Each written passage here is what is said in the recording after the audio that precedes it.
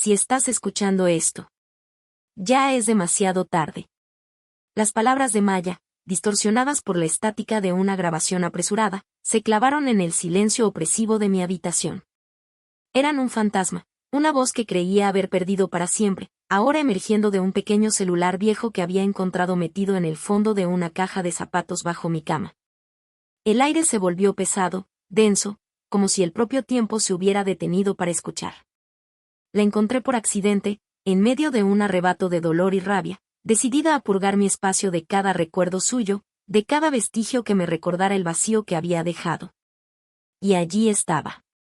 Un teléfono que no era el suyo, pero que contenía su voz. Una voz que no prometía un reencuentro, sino que confirmaba un final. Durante 6 meses, el mundo había aceptado una mentira. La policía, sus padres, nuestros amigos. Todos se aferraron a la narrativa más sencilla. Maya, la de espíritu libre, la impulsiva, simplemente se había marchado. Se había cansado de nuestra pequeña ciudad, de su vida predecible, y había huido en busca de una aventura, sin una palabra, sin una nota. Yo fui la única disidente. La única que gritó en silencio que ellos no la conocían, no de verdad. La única que sintió en la médula de sus huesos que algo estaba terriblemente mal. Pero mi voz se perdió en un coro de condescendencia y resignación. Me convertí en la amiga obsesionada, la que no podía aceptar la realidad. Ahora, con ese teléfono en mi mano temblorosa, la realidad se presentaba mucho más oscura de lo que jamás había imaginado. El demasiado tarde no era una rendición. Era una advertencia. Y en esa advertencia, en ese eco de desesperación, sentí la primera chispa de algo que no era dolor. Era una responsabilidad. Maya no me había abandonado. Me había dejado una llave. Éramos Maya y yo, un universo contenido en 2 personas. Nuestra amistad no nació de intereses comunes o de la proximidad de nuestros casilleros en la escuela, nació de un reconocimiento mutuo, de ver en la otra un refugio seguro en un mundo que a menudo se sentía confuso y hostil. Recuerdo las noches de verano en el porche de su casa, con los pies descalzos sobre la madera gastada, planeando futuros que parecían tan tangibles como las estrellas sobre nosotras.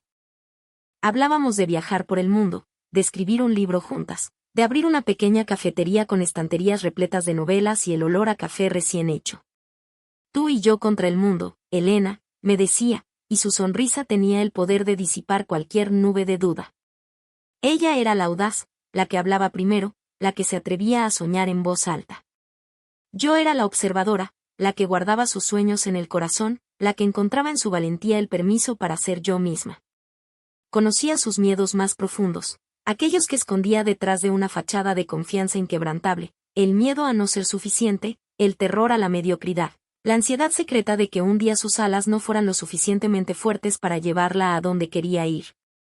Y ella conocía los míos, mi pánico a la soledad, mi tendencia a construir muros a mi alrededor, mi miedo a que las personas que amaba pudieran desaparecer sin previo aviso. ¡Qué cruel ironía! Nuestra conexión era un lenguaje sin palabras. Sabía cuando estaba triste solo por la forma en que jugueteaba con el borde de su manga. Ella sabía cuando necesitaba espacio solo por el tono de mi silencio. Compartíamos un diario, no uno de papel, sino uno de miradas y gestos, de canciones que nos enviábamos y de citas de libros que subrayábamos para la otra. Éramos un sistema de apoyo mutuo, un recordatorio constante de que, sin importar lo que pasara, no estábamos solas. La última vez que la vi, todo era normal, dolorosamente normal. Nos despedimos en la esquina de siempre, bajo la luz parpadeante de una farola. Nos vemos mañana, dijo. Esas palabras se convirtieron en un eco tortuoso en mi mente. No hubo presagios, ni despedidas crípticas, ni una sensación de finalidad. Solo la promesa de un mañana que nunca llegó. El día de su desaparición fue un borrón de pánico creciente. Las llamadas sin respuesta. Los mensajes leídos que se quedaron sin contestar, una tortura digital de 2 tildes azules. Luego, su teléfono apagado. Fui a su casa, su madre me recibió con una calma preocupante. Probablemente se quedó sin batería, ya la conoces. Pero yo la conocía. Y sabía que su teléfono era una extensión de su mano. Al caer la noche, el pánico se había transformado en una certeza helada. Fuimos a la policía. El oficial nos escuchó con una paciencia estudiada, anotando los detalles en su libreta. Cuando sus padres mencionaron su naturaleza impulsiva y sus sueños de escapar, vi cómo la urgencia se desvanecía de los ojos del oficial. Fue reemplazada por una comprensión perezosa, la misma que vería en todos los demás. Las chicas de su edad a menudo necesitan un respiro. Volverá cuando esté lista, dijo, con una palmada paternalista en el hombro de su padre. Sentí una oleada de rabia tan intensa que me dejó sin aliento. Quise gritarles. Quise sacudirlos. No la conocen. Ella no haría esto. No a mí. Pero mi voz se quebró. A sus ojos, yo era solo una amiga dramática. Para sus padres, aferrarse a la idea de una hija aventurera era menos doloroso que enfrentar la posibilidad de algo siniestro. Y así, la investigación oficial fue tibia desde el principio. Se emitieron alertas, pero sin convicción. Se hicieron preguntas, pero sin profundidad. El mundo decidió que Maya se había ido porque quería, y yo me quedé sola en una isla de convicción, gritando contra un huracán de indiferencia. Los primeros días se convirtieron en semanas, y las semanas en meses. El mundo, tan rápido para juzgar, fue igual de rápido para olvidar. Los carteles con su rostro sonriente comenzaron a desvanecerse bajo el sol y la lluvia, sus ojos perdiendo color hasta convertirse en manchas anónimas en postes de teléfono y tablones de anuncios. Nuestros amigos, que al principio me llamaban a diario, comenzaron a espaciar sus mensajes. Las conversaciones se volvieron incómodas. Me miraban con una mezcla de lástima y frustración, como si mi dolor fuera un recordatorio inoportuno de una historia que preferían cerrar. Elena, tienes que seguir adelante, me decían. Quizás esto es lo que ella quería. Cada palabra era una pequeña traición, una puñalada que reafirmaba mi soledad. Dejé de salir. Mi habitación se convirtió en mi santuario y mi prisión. Las paredes parecían encogerse a mi alrededor, impregnadas de su ausencia. Cada rincón guardaba un recuerdo, la silla donde se sentaba para contarme sus secretos, el hueco en mi estantería donde solía dejar sus libros, el olor persistente de su perfume en una bufanda que había olvidado. Vivía en un museo de nuestra amistad, y yo era la única visitante. El sueño era un lujo que no podía permitirme. Cuando cerraba los ojos, veía su rostro, a veces sonriendo como en nuestros mejores días, otras veces con una expresión de miedo que me despertaba con el corazón martillando en mi pecho. Me sentía culpable. Repasaba nuestras últimas conversaciones una y otra vez, buscando una pista, una señal que hubiera pasado por alto. ¿Hubo algo en su voz?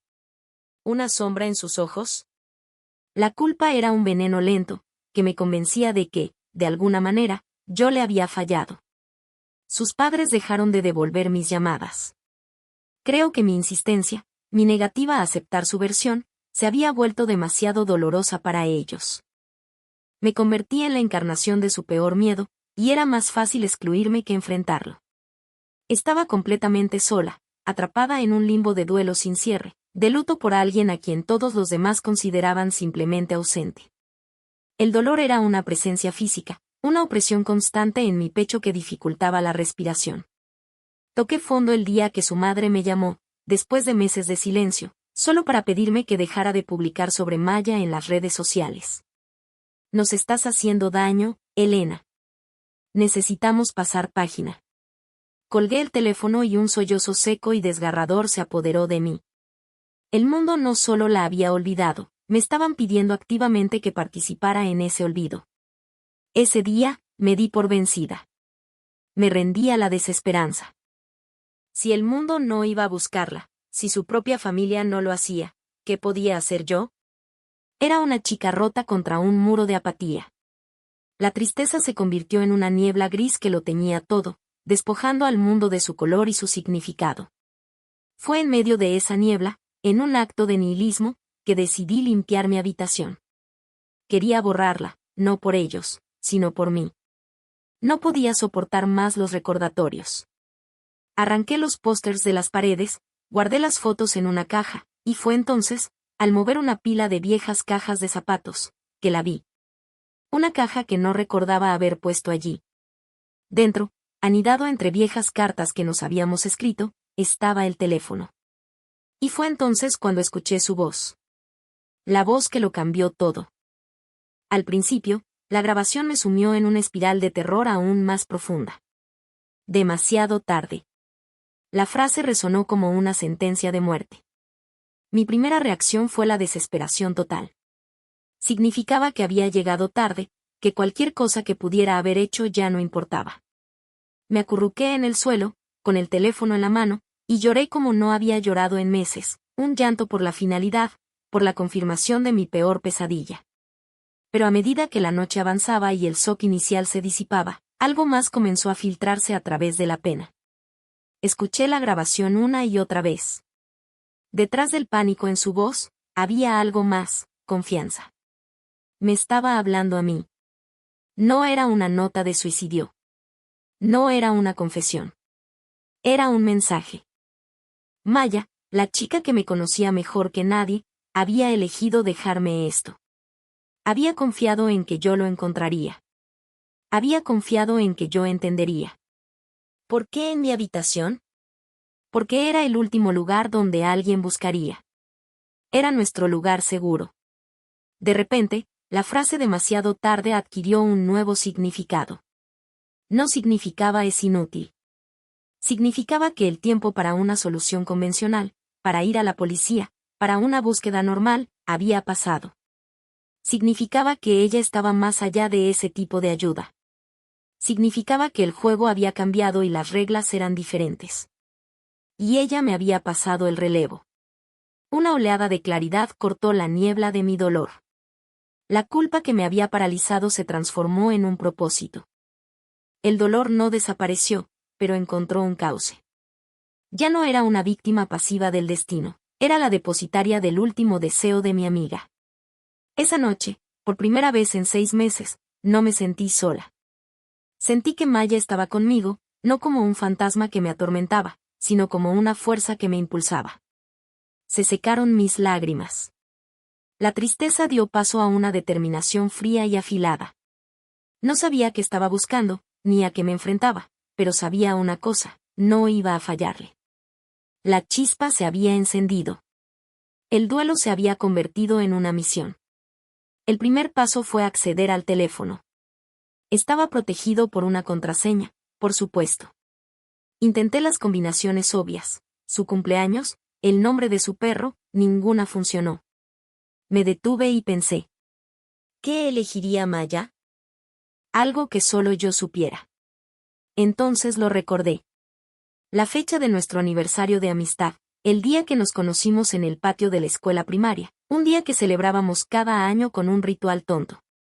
Tecleé los números. La pantalla se desbloqueó. Mi corazón dio un vuelco. El teléfono estaba casi vacío, limpio, preparado. No había un registro de llamadas, ni mensajes de texto con amigos. Solo una aplicación de notas encriptadas, un puñado de fotos y un único contacto guardado bajo el nombre El Faro. Empecé por las fotos. Eran extrañas, discretas. La esquina de un edificio de oficinas abandonado en las afueras de la ciudad. Una foto borrosa del logotipo de una empresa de transporte local en el lateral de un camión. Un primer plano de un hombre de mediana edad, bien vestido, saliendo de un restaurante de lujo, su rostro parcialmente oscurecido. No tenían sentido por sí solas, pero juntas se sentían como piezas de un rompecabezas. Luego, las notas. Descifrar la encriptación fue mi primer gran obstáculo. Pasé días enteros en la biblioteca, no la de la ciudad, sino la universitaria del condado vecino, devorando libros y tutoriales en línea sobre criptografía básica. Maya siempre había estado fascinada por los códigos y los secretos. Era uno de sus muchos pasatiempos peculiares. Ahora entendía por qué. Después de noches de insomnio y frustración, finalmente rompí el primer código. Eran fragmentos, pensamientos inconexos. Nombres que no reconocía, referencias a envíos nocturnos, menciones de un concejal de la ciudad. Poco a poco, una imagen horrible comenzó a tomar forma. Maya no se había topado con un problema personal. Se había topado con algo grande, algo podrido en el corazón de nuestra tranquila ciudad. Comencé mi propia investigación, moviéndome con una cautela que nunca antes había poseído. Visité el edificio de oficinas abandonado, fingiendo ser un estudiante de fotografía. Encontré restos de cajas con las mismas etiquetas de la empresa de transporte de la foto. Investigué al hombre del restaurante. Era un empresario adinerado con conexiones políticas, incluido el concejal mencionado en las notas. Cada pequeña victoria era un chute de adrenalina, un paso que me alejaba de la chica rota que había sido y me acercaba a la mujer en la que me estaba convirtiendo. Aprendí a observar, a escuchar, a pasar desapercibida. La chica que temía la soledad ahora la utilizaba como un manto. Me estaba transformando, forjada en el fuego de la ausencia de mi amiga. Ya no lloraba por ella, luchaba por ella. Y con cada pieza que encajaba, sentía su orgullo, como una mano cálida en mi espalda, empujándome hacia adelante. El contacto El Faro era mi última pista. Era un número de teléfono sin más información. Temía llamar. ¿Quién estaría al otro lado? ¿Un amigo? ¿Un enemigo? Después de semanas de darle vueltas, reuní el valor. La voz que respondió era mayor, cautelosa. Hablo, dije la única frase que encontré en las notas que parecía una contraseña. La marea sube por la noche. Hubo un largo silencio. Luego, la voz dijo, te he estado esperando. El Faro era un periodista de investigación retirado que había estado ayudando a Maya de forma anónima. Me contó el resto de la historia.